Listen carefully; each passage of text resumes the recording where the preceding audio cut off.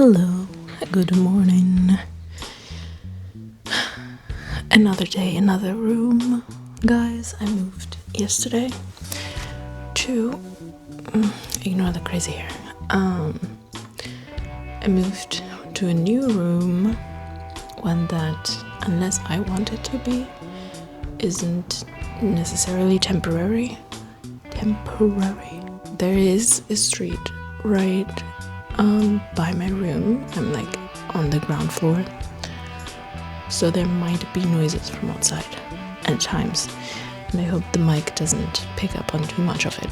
Yeah, it's Sunday, the 11th of January. It's like 8:40. Like at 6 there was really no noise outside at all. Now occasionally some car will come by. Yeah, yesterday was honestly a lot.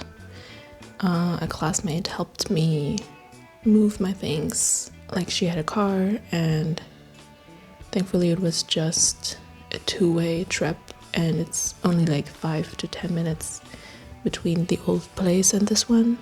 We just did it in that way because I didn't have more luggage pieces to put the things in. So here I am. I tried to like put all my clothes in the closet and my stuff on the desk and everything as best I could. There are still things missing. The room still needs some more life, and like I'm kind of excited because since this is really actually my room and I'm not subletting it, I get to do some more things. I need some shelves. I still have some stuff in I can't think of the word. It's not luggage, in the suitcases, because I don't have enough space, and like my desk is a little messy, which is not helpful for me to be organized and everything. But I don't have a lot of space to organize things on the desk, so that's actually maybe the more urgent thing. And yeah, yesterday I was done with unpacking and everything. I don't know, maybe like by 8 or something, and I managed to write out the little award ceremony yesterday for Leah and Cynthia, but I already knew that I wouldn't go shower. So that's the answer to today's question. An everyday's question for this challenge is whether I did the one thing, which is shower at night, so that I might write in the morning. And I didn't go shower yesterday. I was just not feeling like it. I still like fell asleep in my clothes and everything. But I did wake up early in the morning, and it is Sunday and I don't have classes. And so I did sit down and write. So that's like half a win. I did 2 sprints with Ian again. I wrote 857 words in total. I can feel it getting a little bit easier with time. And I ended today on a moment that is really fun and exciting. We're still very much in the beginning of the story, but I could feel myself like get excited, but then the sprint ended and I'm so hungry and I needed to film this update. So I left it there, and hopefully tomorrow that's going to be a great point for me to pick up again. That is how I did in regards to the challenge. I still have to edit yesterday's video also because I was just so busy and tired yesterday. So you're going to get 2 videos from me today if I manage that, and I still have some homework. That's enough of that. Are we ready for today's prompt? I'm ready. Let's draw one. Also, I really enjoy a morning when like everyone is still in bed and everything, because then filming is a lot less awkward. Okay, so that's today's prompt. What does it say? It says, create a character backstory idea from one random smell an object and a setting in my own work in progress, or in your case, within your own work in progress, the setting. Okay, you'll have to give me like 5 minutes again. We'll be right back. Okie dokie. I didn't really expect to write like paragraphs, but here we are. So, for the smell, I just looked around the room basically. Tea, or like herbal tea. And as an object, I took book, which I realize now I had completely forgotten to add in. Sec.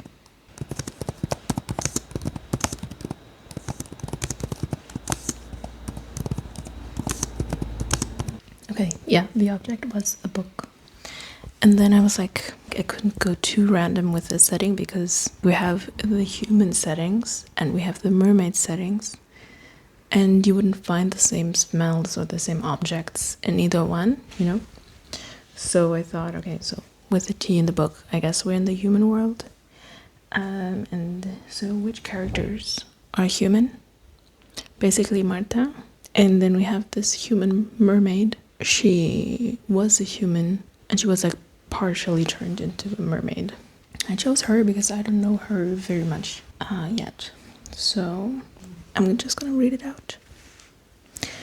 The human mermaid was on the run with her mother when she was really young and can barely remember.